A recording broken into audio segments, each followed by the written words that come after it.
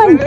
Gimana? Hari ni aku nak review satu rumah dekat Mentari Court. Ada 3 bilik, 2 bilik air, 764 square feet. Bawah 280,000. So jom ikut aku. Alright, so hari ni dekat Mentari Court, ini adalah dia punya ruang tamu. Okay, so jom kita tengok bilik pertama. Okay, bawa sini dulu. Alright, bilik kedua. Jom.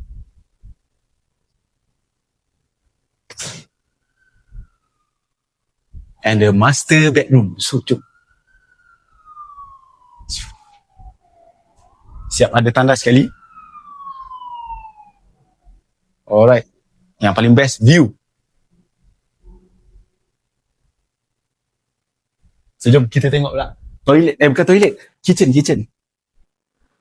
Alright, siap tabletop dan juga ada toilet. Dan sini adalah balcony, right? Dan laundry. So kalau korang nak dapatkan unit di Mentari Court, boleh WhatsApp Aiman terus. Betul-betul sebelah lift. Swipe up.